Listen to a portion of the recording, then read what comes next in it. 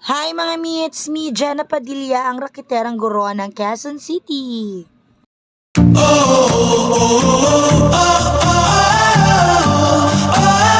Magandang araw mga mi! Ako nga ulit ang inyong rakiterang guro, Jenna Padilla, and welcome back sa vlog na igagawin natin ngayon. Samahan nyo ako sa pamimili ng mga pampamaskong dekorasyon, mga garland, parol, kung ano-ano pa na pwede nating itinda dyan sa ating munting tindahan. Alam naman ninyo mga mi na hindi madali magnegosyo, lalo na kulang talaga ang ating puhunan dahil ngayong Pasko kailangan meron kang extra na puhunan para sa mga extra o yung mga seasonal na paninda. Kaya tara, samahan nyo ako. Tignan natin, maghanap tayo ng mura pero quality na items.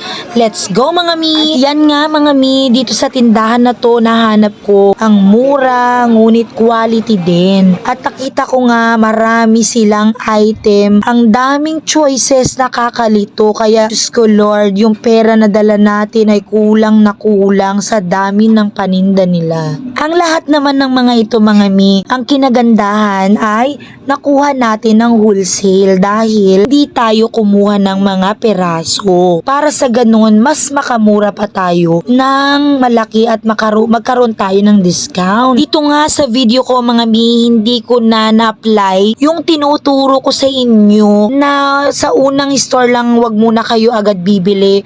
Mag-ikot-ikot muna kayo. Alam nyo mga mi, ito lang ang binilihan ko lahat ng paninda ko ng pang Pasko dahil anong oras na. Alam nyo mga mi, minsan nakakapagod talaga magnegosyo. Maaga ka gigising, maaga ka lalarga, tapos iisipin mo pa kung bebenta ba o hindi yung kukunin mo na items. Samahan mo pa na meron kang ibang trabaho. Katulad ng pagiging teacher ko, nahirapan din ako mga mi na minsan i-manage yung time ko, pero para sa pangarap at para sa mga anak mo, sa pamilya mo, para hindi magutom, laban lang mga mi. Alam nyo mga mi, hindi man ako yung pinaka big time na negosyante. Proud ako sa panindang pinaghihirapan kong hanapin at pagkakitaan.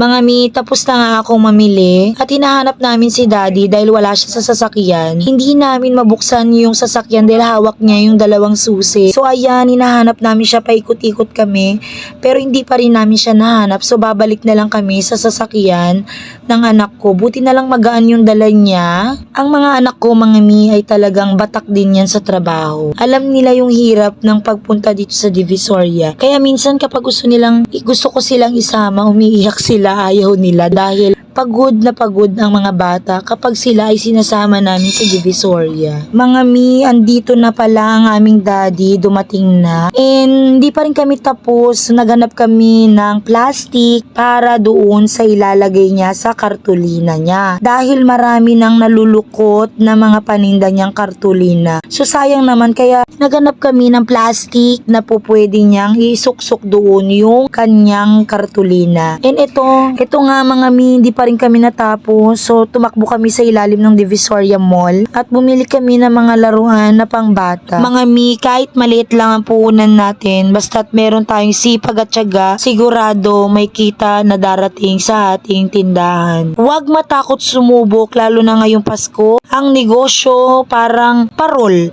Kumukot-ikot-itap lang yan kapag pinaghihirapan at minamahal. Salamat mga mi sa pagsama sa akin sa pamimili today. Don't forget to like and share mga mi. Thank you!